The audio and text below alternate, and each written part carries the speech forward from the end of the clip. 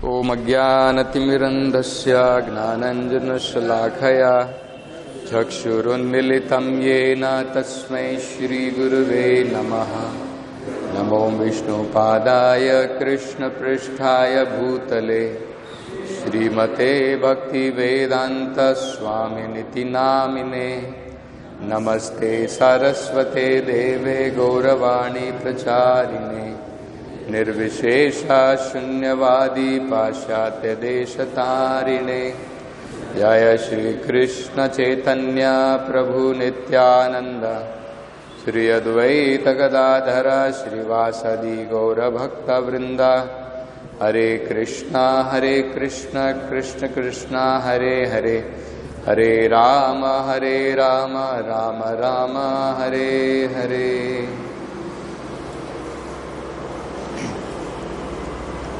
So one devotee had asked me a question about that Kashyapa Muni, even though he is so much learned, even though we see that he is performing so many austerities, and Prabhupada is saying here, he knew all rules and regulation of systematic life, greatly learned, enlightened. So why, in spite of all these qualifications, Kashyapa Muni failed to control his senses? Isn't it? So here, Prabhupada is giving a very important understanding that all these great learning, being very enlightened, knowing all rules and regulation of systematic life are not enough to control the senses. The force of senses are so much that when there is an opportunity, the senses will overpower a person, even if the person is very learned. So this is very important for all of us to understand, that this is not enough. This may be enough to subdue the senses temporarily for some time, but this is not enough to actually control the senses. This is not enough to get out of lusty desires. Then what is the secret?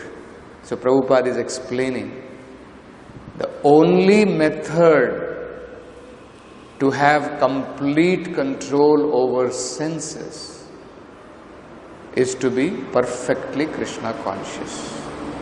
There is no other way. When one becomes absorbed in Krishna, then one automatically comes out of the absorption of Maya. We only have to shift our absorption. This Sunday I was talking about in the class that there are three things. I was saying there is misplaced affection, there is unplaced affection, and there is rightly placed affection. Misplaced means, first of all, everybody has to understand that every living entity, we being living entity, we all have emotions, we all have feelings, we all have desires, everything is there. So first very important point to understand is, these things have to be placed somewhere. Because we are not dead stone, that we have no feelings, we have no emotions, we have no desires. So very first thing to understand is, as part and parcel of the Supreme living entity, the Supreme Lord, we also have desires. But when we misplace those desires, we get frustrated. The result is frustration.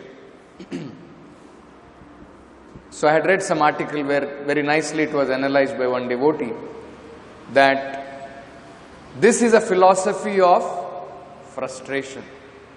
Misplaced affection is a philosophy of frustration.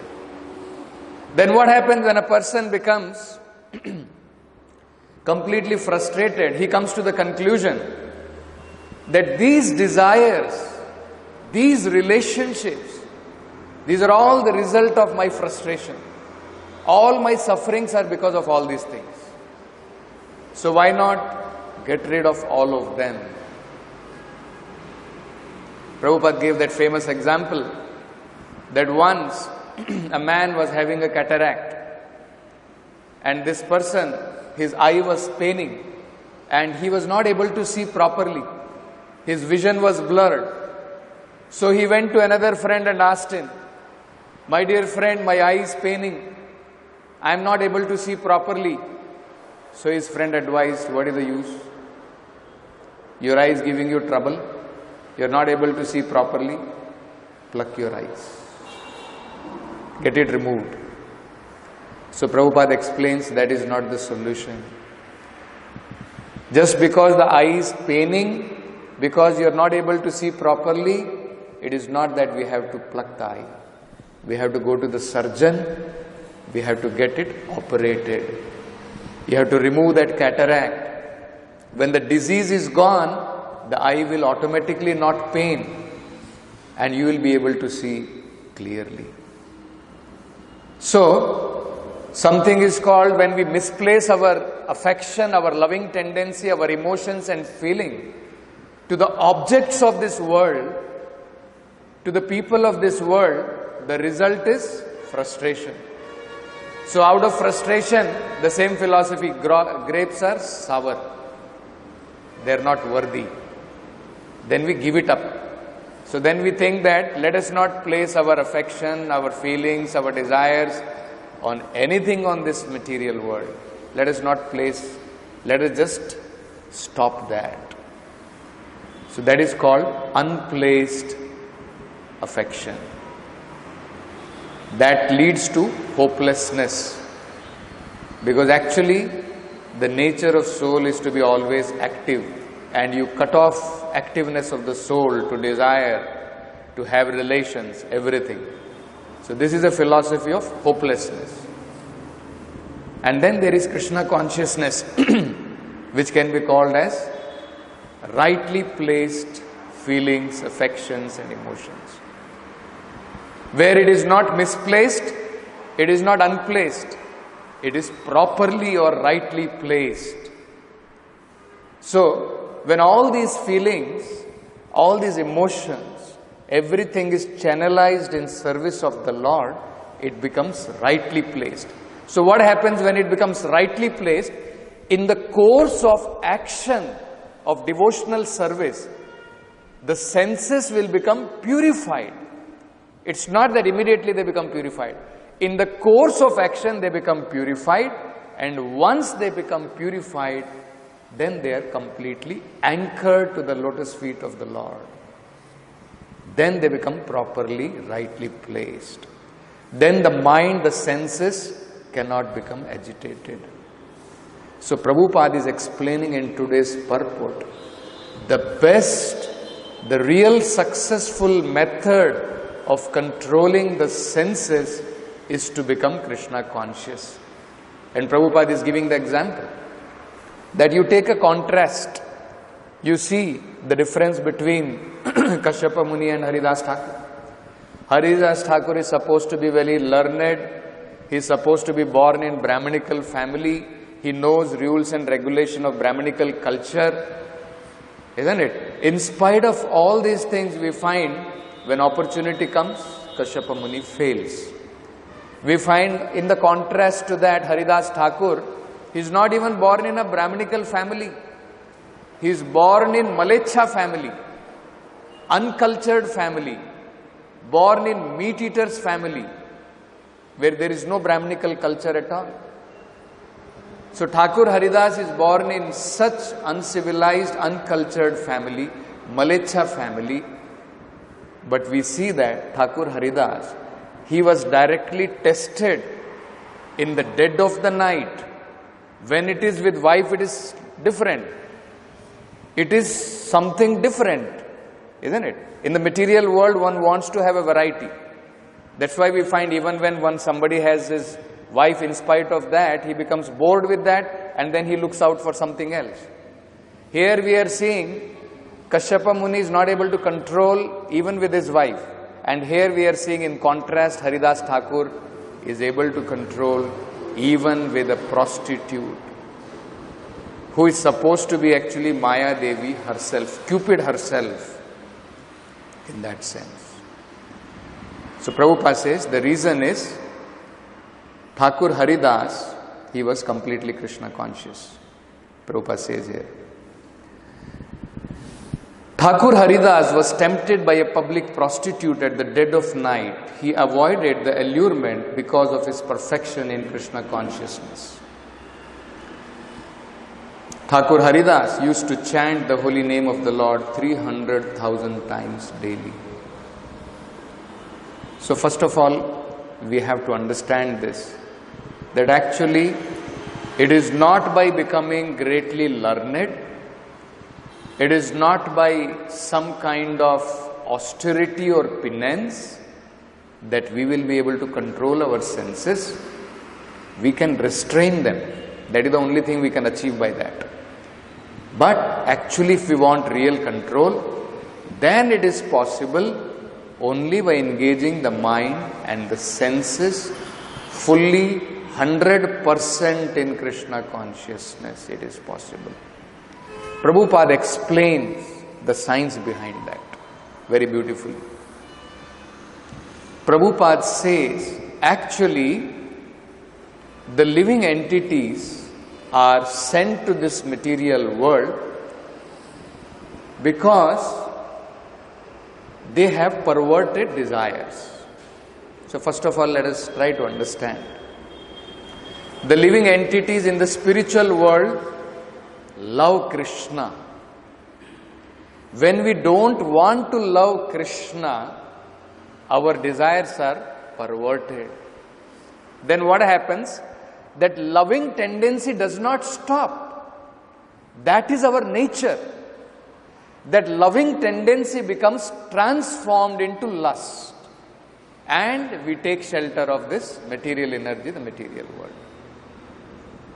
So first we have to identify that actually when we were engaged in the service of the Lord, our senses, our mind, everything, our desires were based on satisfaction of Krishna. The moment our desires becomes perverted, we come to this material world. So what is lust? Simple definition is, when we stop loving Krishna, it is called lust. Anything which is not meant for satisfaction of Krishna is lust. Gross is sex desire. That is gross. Subtle form of lust is also there. Name, fame, adoration, labha, puja, pratishtha, all of them are lust. They are all subtle form of lust. Gross form of lust is in the form of sexual desire. Subtle form of sex comes out in the form of name, fame, all these things. So, when we come to this material world, our desires becomes perverted. So Prabhupada says the best method is in Krishna consciousness, where once again we try to divert these senses back to Krishna. And Prabhupada says, what happens in the material world is that actually Krishna employs Cupid in the material world to shackle us to material energy. What is Cupid? Cupid is Kama. Kamadev is called Cupid. What is the work of Cupid? The work of Cupid is, Cupid is working on behalf of material energy to entangle the living entities, to bind the living entities to this material world, to the material desires. That is the work of Cupid. So what is happening? That's why this material world is sometimes called as Maithuna Agar. It's a prison house, it's a shackle house of lusty desires. Why? It is a servant of the Lord. Cupid is doing that work on behalf of Supreme Lord. So once we understand this, that actually we are forced in that direction to be attracted to Cupid. Because that is the work of Cupid. And it is not possible to come out. Because Krishna himself very clearly says, Mama Maya Durattaya. However you may try hard, however you may think I will not get attracted to Cupid, it is impossible. We should all think like this. What are we? We are all ordinary people. Great personalities like Kashyapa Muni, great personality like Vishwamitra, they could not abstain, even though they were vastly learned. They had performed varieties of tapasyas, lot of austerities. What are we? We are small fig in front of them, in that sense. What do we understand by that? That actually that is not a real method of controlling the senses. That is not possible. How it is possible, Prabhupada explains, very simple. Now we are attracted to Cupid. You shift your attraction from Cupid to Krishna. The moment we become attracted to Krishna, we will lose our attraction to Cupid. So Prabhupada explains this in very simple way. Prabhupada says, now we are Madan Dahana. We are burnt by the arrows, or we are struck by the arrows of Cupid. We are burnt by the fire of Cupid. Isn't it? So what we have to do? We have to get attracted to Madana Mohana. So instead of getting burnt by Madana, if we become attracted to Madana Mohana, then it becomes very simple for us to get out of the clutches of Cupid. So, very nicely Prabhupada explains this in one of his lectures. Very beautifully Prabhupada explains that completely controlling the senses is not possible by any other method than by complete absorption in Krishna consciousness, which may not be possible to be obtained overnight. It is not possible. But gradually, when our senses will become purified and when they will take pleasure only in Krishna alone, then it will be possible completely like Haridas Thakur. We will not be allured by any kind of distraction of this material world. So Prabhupada explains very beautifully, Cupid's arrow can no longer pierce our heart when we become attracted to Krishna. This is the secret. Cupid's arrow can no longer pierce our heart when we become attracted to Krishna. So if we are attracted to Cupid, if we are lusty, if we are having so many material desires, it shows we are still not attracted as much we are attracted to Maya. The more we become attracted to Krishna, proportionately our attraction to Maya will decrease. Then Prabhupada says, in this material world, everyone is attracted by sex. This is a fact. Srimad Bhagavatam explains, Yan maithunadi grahamedhi sukham hi tuchham. Everyone is bound by this tuchha sukham. But it's a fact. This material world, everybody is bound by this. Even though this is tuchha, everybody is bound by this so-called sukham. The happiness one derives from material desires, trying to be lusty. Prabhupada says further, that actually this is a beginning.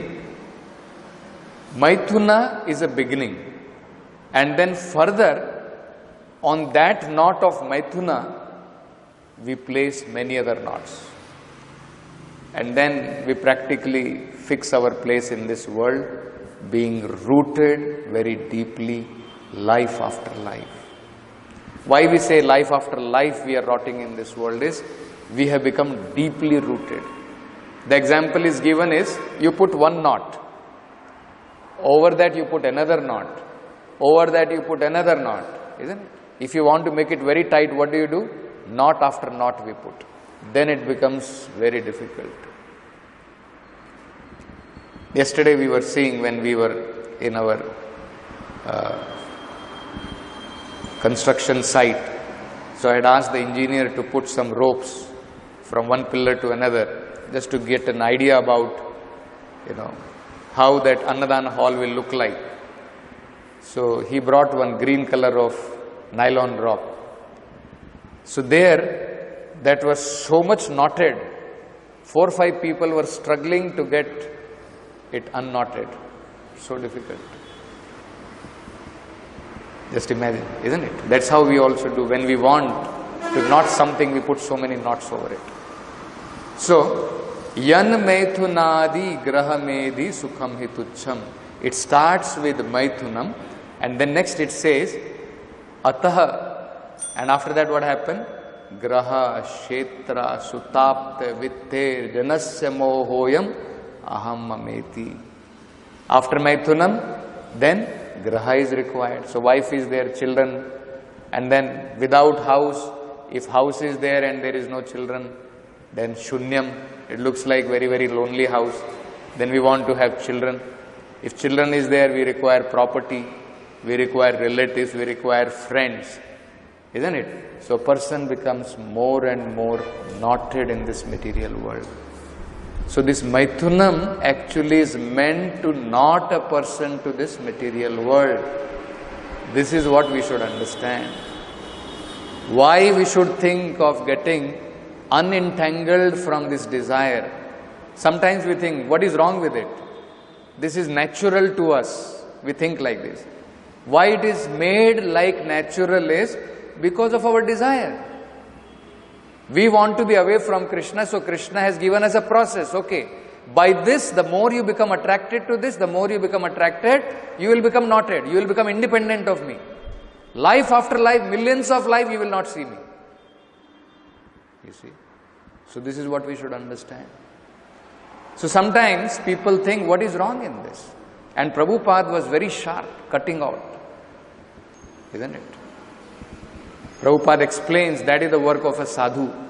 Sadhu does not mean that you are entangled in material life and he cajoles you and makes you more and more entangled in material life. That is not the work of sadhu. To please public, that people are thinking like this, that this is natural, so let me also say, yes, it is natural. No, Prabhupada was not like that. Once in America, when Prabhupada was giving a lecture, so devotees, they were all little afraid, because that whole place, it was in Bowery Street. It was a land of hippies basically. And hippies, we all know there is no rules and regulations for them. Just like in Krishna consciousness, we have so many rules and regulations. Hippie life means no rules and regulations at all. So there was a rock band, punk. They were very famous for writing so many kinds of, nonsense kind of songs based on lusty desires, all those things. And they had come to the center there. And, all the devotees, they were thinking that, because they were very famous, even though they were from that hippie groups like that, but they were very famous all over America. So they were thinking that if somehow or other they get some impression of Krishna consciousness in a slight dose, little dose, without agitating them, you see, then it will be very helpful. We will be able to make a lot of people Krishna conscious. So somehow we will make them to chant Hare Krishna, something like that. But Prabhupada was not like that. So even though those people were seated, Prabhupada cut across. The whole class was on illusion of sex life.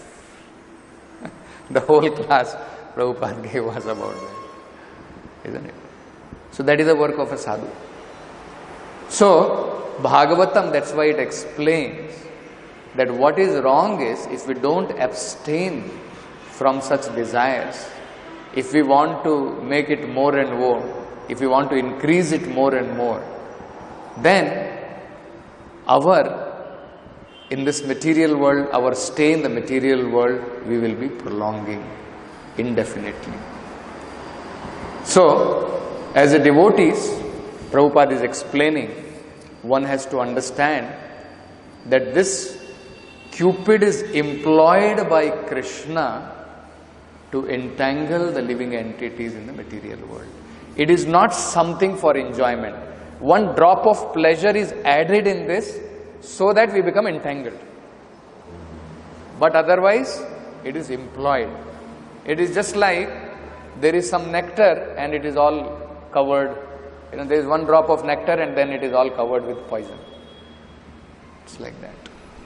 So, first point to understand is that we have all come to this material world being independent of Krishna. So, to make us independent, to satisfy that feeling, Krishna has employed Cupid in this material world to be factually independent in this world, to feel that independence in this material world. So, if we want to prolong our stay in the material world, then we can go on increasing that desire, being independent of Krishna. So, Prabhupada says that. Another important point which Prabhupada points out further is that if we understand this, that Cupid is actually servant of Krishna, employed by Krishna, and if Krishna is the master, and if Krishna orders Cupid, there is no way Cupid can hold us in this material world. Maya is servant of Krishna. You cannot bribe the policeman from the prison house and say that you leave me from this prison house. That is not possible. But if somehow or other government becomes pleased with you, and if government orders your release, policeman, even if he wants to catch you, cannot hold you back in the prison. So this is the understanding that Cupid is employed by the Lord for conditioned souls. And if we try to become attracted to Krishna, if we are able to please Krishna, then Krishna orders our release from this world. Mameva prapadhyante maya metam tarantite. If we surrender to Krishna, we can come out of this force of Cupid. So Prabhupada further explains this very beautifully. So Prabhupada is saying, we are victims of Cupid. Cupid or Madana is the god of sex. Unless one is induced by Madana, one cannot be engladdened in sex life. See? Very important. Unless one is induced by Madana, until Madana is forcing us and inducing us, you will not feel pleasure in sex life. And one of Krishna's name is Madana Mohana, he who vanquishes Cupid. See? Now what is happening? Cupid is forcing us, isn't it? Prabhupada is saying, until one is induced by Madana, one cannot be engladdened in sex life. So what Krishna does is, Krishna takes away or vanquishes that Cupid. Prabhupada is translating what is meaning of Madana Mohana is, one who vanquishes Cupid's attraction from our life. He will Mohana, he will take away Madana from our life. See? He who vanquishes Cupid. And then Prabhupada is beautifully translating. It's very significant to remember this point. In other words, one who is attracted to Krishna will forget the pleasure derived from sex. This is the test of advancement in Krishna consciousness. So one who has become attracted to Krishna, Krishna will automatically vanquish his lusty desires. This is the test. And then another, Prabhupada is giving another very important meaning. Another meaning of madana is to intoxicate or madden. Everyone is maddened by the force of sex desire. You see? So another meaning of madana is to become intoxicated or maddened by lusty desire. Bhagavatam says, Pum sahastriya me tu nibhavam etat tayor mito hridaya granthi ahur. You see. But our business is not to be attracted by the glimmer of this material world. Our business is to be attracted by Krishna.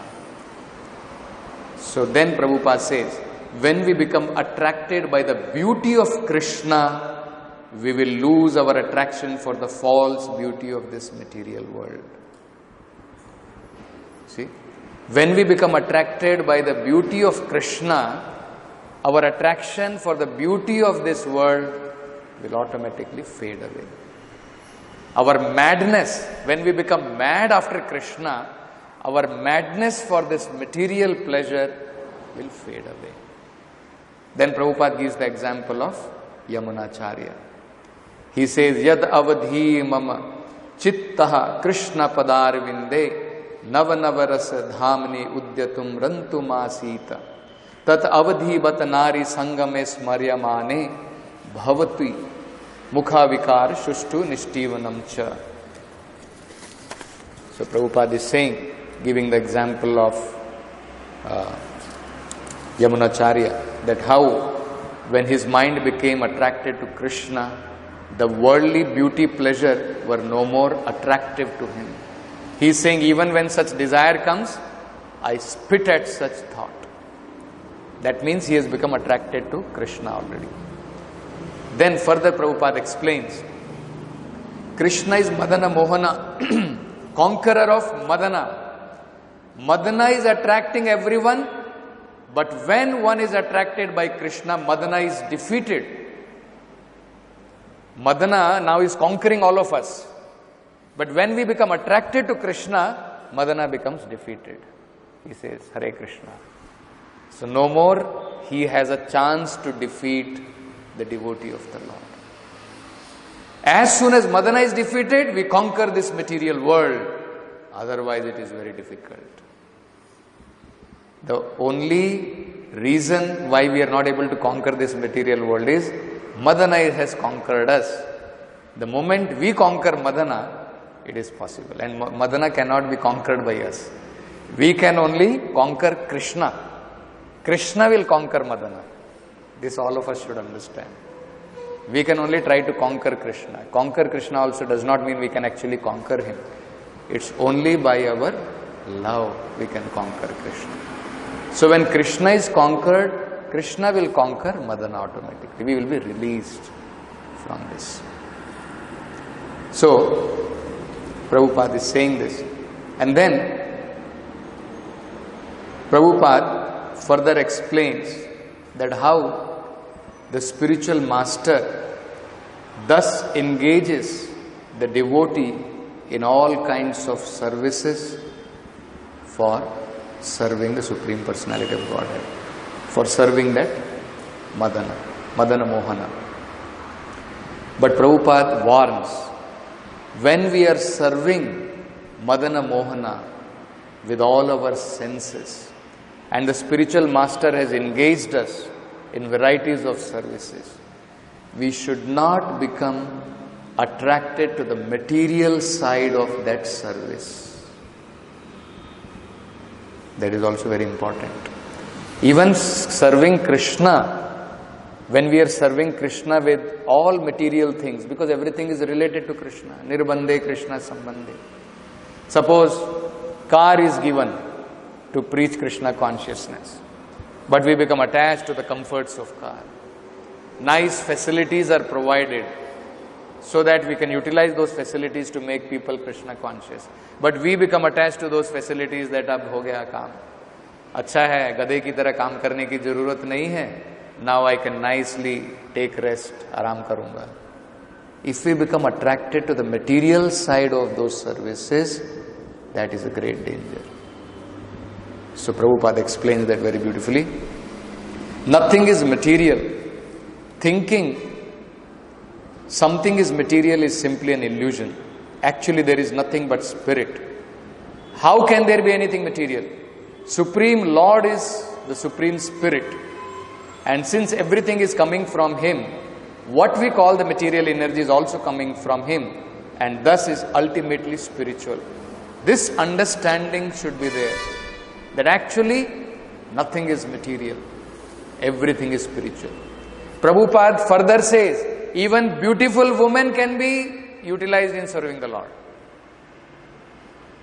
Even that is spiritual. You see, further Prabhupada says that. A devotee's duty is to engage, try to engage all beautiful women in the service of Krishna, not to try to enjoy them. This is the difference. Understanding that actually, factually, everything is spiritual. So even material beauty can be engaged in service of Krishna, not for our enjoyment. That is what we should understand. A devotee is not pierced by the arrow of cupid because he sees everything in relationship with Krishna. That is real renunciation. He does not accept anything for his own sense gratification, but engages everything and everyone in the service of Krishna. This is the process of Krishna consciousness. So devotee knows under the guidance of the spiritual master how to engage energy, material energy in service of Krishna, and how to engage people in service of Krishna. So this is how it is possible. Otherwise, as Prabhupada is pointing out in today's purport, that even great personalities like Kashyapa Muni, they fail to control their senses.